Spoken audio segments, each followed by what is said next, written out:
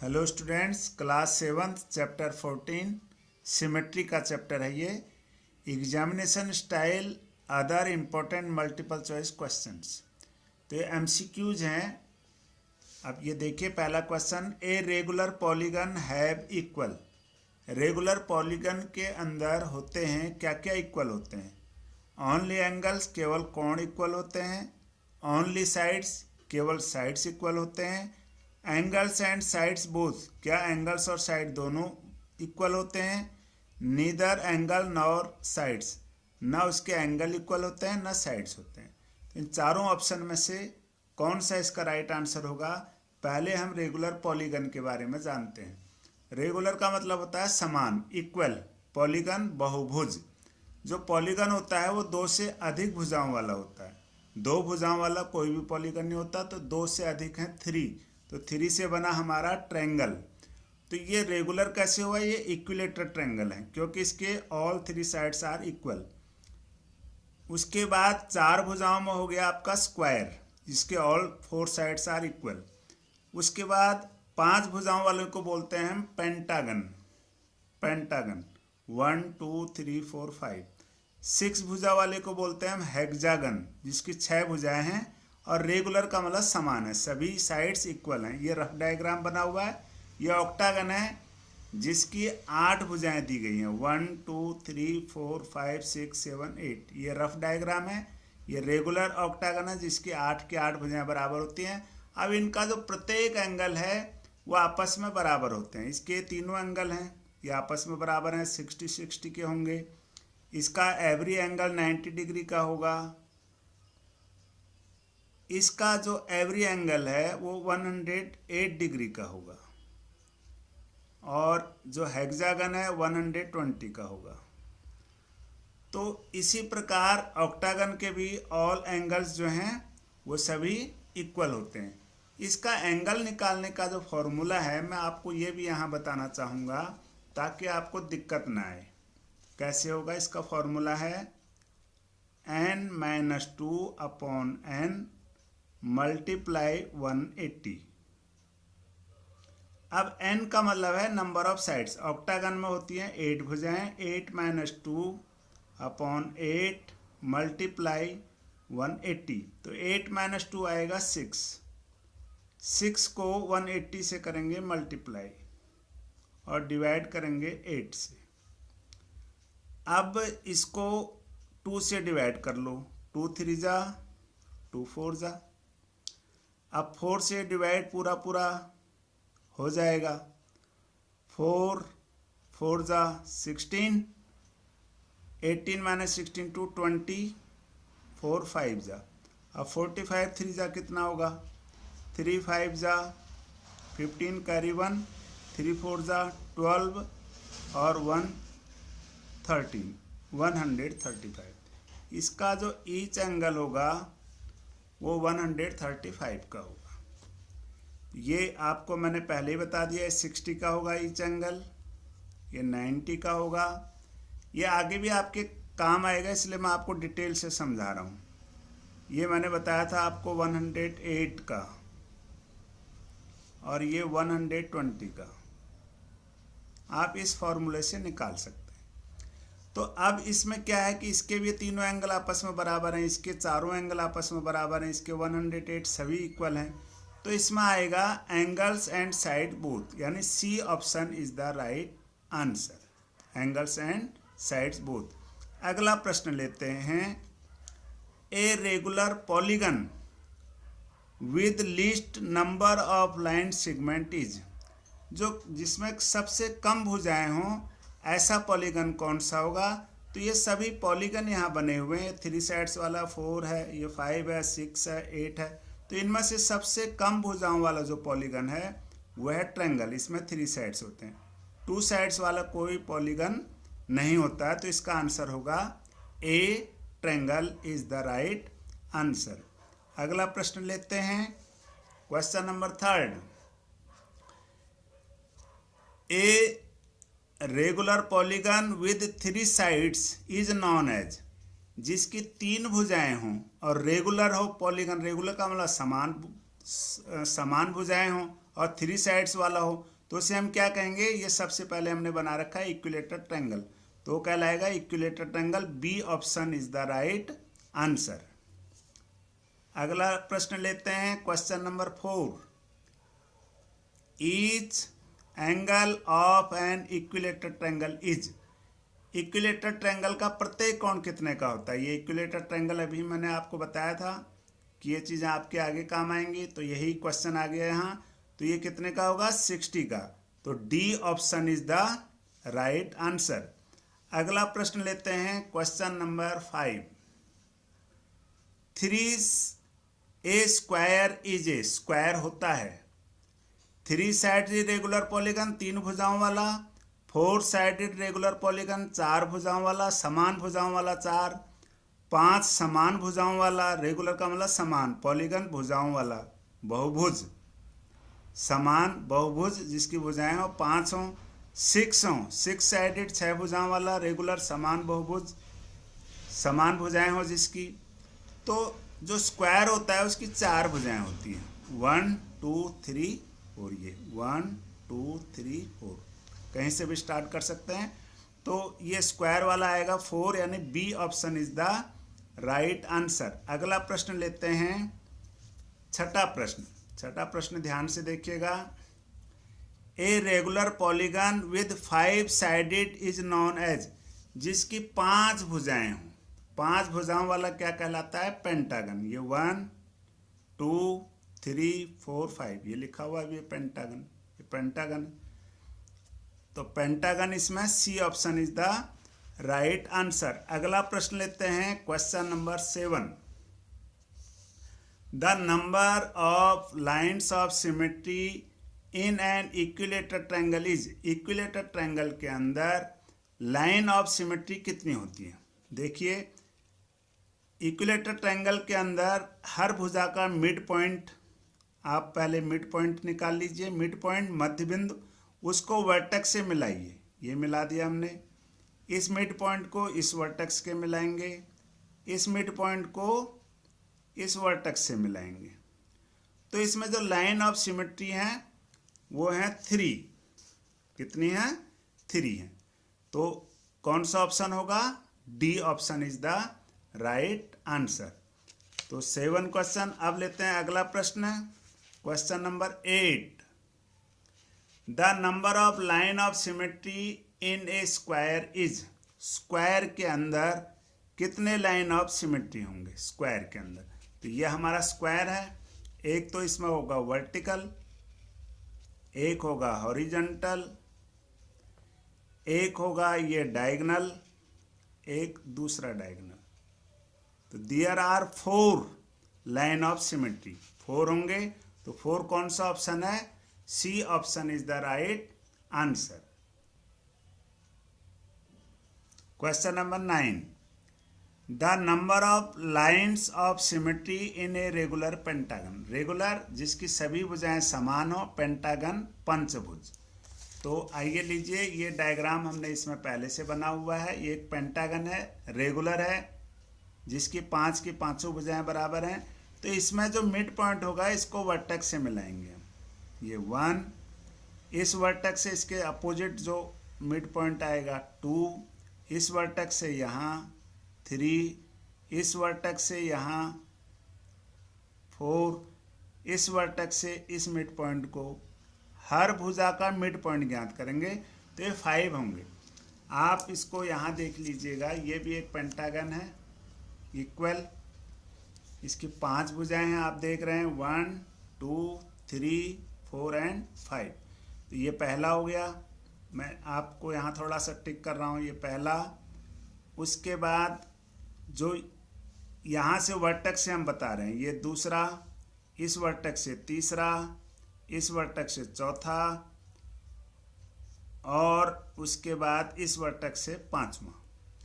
अब आप जिस पे हमने ये निशान नहीं लगाया है वो ये देखिए, यहाँ निशान नहीं है, यहाँ लगा हुआ है, यही वाला है ये यहाँ निशान नहीं लगा, ये वाला है, और यहाँ निशान नहीं लगा, ये वाला है, यहाँ निशान नहीं है, ये वाला है। तो ये 5 जो हैं इसके लाइन ऑफ सिमेट्री होंगे। कौन से क्वेश्चन में? Question number 9. Number of line of symmetry in a regular pentagon are 5. B option is the right answer. अब लेते हैं अगला प्रश्न, question number 10. The number of line of symmetry in a regular hexagon. अब hexagon हमारे पास ये बना रखा हमने हेक्सागन. इसमें क्या करेंगे, हम पहले अपोजिट वर्टेक्स को मिलाएंगे. इसमें नहीं मिलाएंगे हम अपोजिट वर्टेक्स को, क्योंकि इसमें ओनली 5 वर्टेक्स हैं. 1 2 3 4 5. ये पेंटागन था, ये हेक्सागन है, तो ये हमने मिलाया ऐसे. अपोजिट, इसके अपोजिट ये है, इसके अपोजिट ये है. अब तक ये 3 लाइन ऑफ सिमेट्री होगी. अब हर जो भुजा है, साइड्स है, उसके मिड पॉइंट को हम मिलाएंगे ऐसे. फिर 1 ये मिड पॉइंट से इसके मिड पॉइंट को, 2 इस मिड पॉइंट से इस मिड पॉइंट को, 3 और 3 6. तो इसमें यहाँ देखिएगा, ये हमारे पास एक रेगुलर हेक्सागन है. इसके 6 साइड्स हैं, 1 2 3 4 5 एंड 6. देखिए पहले जो इसके वर्टेक्स हैं, अपोजिट वर्टेक्स हैं, देखिए ये वाला वर्टेक्स और ये वाला वर्टेक्स, ये मिला दिया. फिर ये वर्टेक्स है, यहाँ से ये मिला दिया. फिर ये वर्टेक्स है, ये वर्टेक्स है, ये मिला दिया. ये हो गया आपके. अब इसके बाद मिड पॉइंट देखिए, इस भुजा का मिड पॉइंट ये है, इस भुजा का मिड पॉइंट ये है, ये मिला दिया. फिर इसका मिड पॉइंट और इसके अपोजिट ये है मिड पॉइंट, फिर ये और ये. तो टोटल इसमें होंगी 6. तो आप देखिए फिर से, number of line of symmetry in a regular hexagon are 6. जैसे हमने आपको इसमें बताया, आप काउंट करके आपको बता देते हैं. ये 1 कंटिन्यूस चलिए आप, 1 2 3 4 5 6. अब ये वाला जो आप देख रहे हैं, 6 के बाद जो ये है, इस पर निशान लगा चुके हैं हम ऊपर. ये वाला यही है, ये वाला ये है, और ये वाला ये लगा चुके हैं निशान, और ये वाला ये निशान लगा चुके हैं, ये वाला ये लगा चुके हैं. तो ये कंप्लीट जो है इसमें 6 आएगा. ए option is the right answer. A option is the right answer, 6. अगला प्रश्न लेते हैं, question number 11. The number of line of symmetry in N isosceles triangle. Isosceles triangle होता है जिसकी केवल 2 भुजाएं होती हैं, नहीं 3 भुजाएं होती हैं, और तीनों में से 2 भुजाएं इक्वल होती हैं. तो आइए हम इसको देखते हैं कैसे सॉल्व करेंगे. The number of line of symmetry in N isosceles triangle. ये आइसोसेलेस ट्रायंगल का एक डायग्राम बना लिया. इसमें ये और ये साइड्स इक्वल हैं. तो इसकी जो सिमेट्री लाइन होगी, इसके वर्टेक्स से इसके मिड पॉइंट को मिलाने वाली रेखा इसकी सिमेट्री लाइन होगी. ओनली 1, केवल एक ही होगा. एक इसका डायग्राम भी हमने यहाँ बना रखा है, देखिएगा. ये फिगर अलग से हमने इसको कट करके रखा हुआ है. ये भी एक आइसोसेलेस ट्रायंगल है जिसमें ये 2 साइड्स बराबर हैं, ये और ये दोनों आपस में इक्वल है. तो ये इसके सिमेट्री लाइन है, यहाँ से हम फोल्ड करेंगे. सिमेट्री लाइन से क्या होता है, ये फिगर 2 इक्वल पार्ट्स में डिवाइड होता है. इससे ये पूरी तरह से ढक गया, कंप्लीट एक दूसरे को कवर कर रहा है ये फोल्ड करने के बाद. इसके अलावा इसमें और कोई भी सिमेट्री लाइन नहीं होगी. तो इसमें आइसोसेलेस ट्रायंगल है ये, जिसकी 2 भुजाएं आपस में बराबर हैं. This side is equal to this side, ये जैसे आपको बताया. तो इसमें 1 आएगा. D option is the right answer. अगला प्रश्न लेते हैं हम, question number 12. The number of lines of symmetry in a scalene triangle. Scalene triangle जिसकी तीनों भुजाएं अलग अलग माप की हों. तीनों, ये सबसे छोटी भुजा आप यहाँ देख रहे हो, इससे बड़ी भुजा ये है, फिर सबसे बड़ी भुजा, ये स्केलन ट्रायंगल है. इसमें जो सिमेट्री लाइन होगी वो एक भी नहीं होगी, यानी 0 सिमेट्री लाइन. इसके लिए भी हम एक आपको जो है डायग्राम हमने यहाँ बना रखा है. ये लीजिए, ये अलग से हमने पेपर के ऊपर कटिंग करके रखा हुआ है। अब इसमें कोई भी सिमेट्री लाइन इसकी नहीं हो सकती। इसकी यदि हम इसको कहीं से भी ऐसे फोल्ड करते हैं, किसी भी वर्टेक्स से हम इसको ऐसे फोल्ड करते हैं, इस तरह से कोई सिमेट्री लाइन अगर हम ड्रॉ करते हैं इसकी, ये जैसे आप देख रहे हैं ये सिमेट्री लाइन ड्रॉ करते हैं, तो हम इसको अगर फोल्ड करेंगे तो ये टू इक्वल पार्ट नहीं है, ये देख रहे हैं आप ये। तो इसलिए इसका एक भी सिमेट्री लाइन नहीं होगा। तो ये हम आपको समझा चुके हैं कि इसका एक भी सिमेट्री लाइन नहीं होगा, जीरो होगा। A option, number of lines of symmetry in a scalene triangle are zero. A option is the right answer. Question number 13 देखिएगा, the number of line of symmetry in a rectangle are. Rectangle, अब rectangle किस तरह से होता है ये देखिएगा, ये रेक्टेंगल है, इसके अंदर एक तो वर्टिकल होगी सिमेट्री लाइन और एक होगी हॉरिजॉन्टल, केवल दो होंगी। C option is the right answer. ये एक पेपर के ऊपर कटिंग करके रखा हुआ रेक्टेंगल है, एक वर्टिकल और एक हॉरिजॉन्टल। अगर हम वर्टिकल इसको फोल्ड करेंगे ऐसे तो ये ढक जाएगा पूरी तरह से। यदि हम इसको हॉरिजॉन्टल फोल्ड करते हैं ऐसे तो ये कवर हो जाएगा। यदि आप सोच रहे होंगे कि इसके डायगोनल को यदि हम यहाँ से एक सिमेट्री लाइन ड्रॉ करते हैं, अगर हम यहाँ से इसको ऐसे फोल्ड करेंगे तो ये टू इक्वल पार्ट्स नहीं होंगे, आप देख रहे हैं। इसलिए डायगोनल इसका सिमेट्री लाइन नहीं होगा, ओनली टू होगा। तो C option is the right answer. अगला प्रश्न लेते हैं, क्वेश्चन नंबर 14। 14 क्वेश्चन के अंदर, from the following English alphabet letters which letter have no reflectional symmetry about a vertical mirror. किसमें वर्टिकल मिरर यानी वर्टिकल लाइन सिमेट्री लाइन पे यदि हम मिरर रखते हैं तो इसका सिमेट्री लाइन नहीं होगा। किसका नहीं होगा ये हमें आपको बताना है। देखते हैं, वर्टिकल सिमेट्री लाइन ये होता है, इसका अगर वर्टिकल करेंगे हम वर्टिकल लाइन तो ये सिमेट्री में होगा, इसका भी वर्टिकल करेंगे ये भी सिमेट्री में होगा, लेकिन इसका वर्टिकल नहीं होगा, इसका भी होगा। तो इसमें देखिए H दिया हुआ है, इसका वर्टिकल है, I है, इसका भी वर्टिकल है, B है, इसका वर्टिकल नहीं है, जीरो है, जीरो नहीं, O है, इसका भी वर्टिकल है। वर्टिकल ऐसे ये लाइन वर्टिकल कहलाती है और जो ऐसे हम ड्रॉ करेंगे वो हॉरिजॉन्टल। तो B जो है हॉरिजॉन्टल में है। आइए हम इसका मिरर के प्रयोग से भी आपको बताते हैं कि ये सही है या नहीं है। H का जहाँ वर्टिकल लाइन है इसके ऊपर हम ग्लास रखेंगे, आप देख रहे होंगे ग्लास के अंदर ये कंप्लीट आपका H दिखाई दे रहा है। ये I है, इसको भी हम इस प्रकार से ग्लास रखेंगे आपको I दिखाई देगा, लेकिन B को हम ऐसा करेंगे तो B दिखाई नहीं देगा। देखिए किसी भी तरह से आपको नहीं दिखा देगा। O है, ये वर्टिकल लाइन के ऊपर मिरर रखेंगे तो ये भी दिखा देगा। तो B नहीं है इसका, तो कौन सा ऑप्शन है? Question number 14।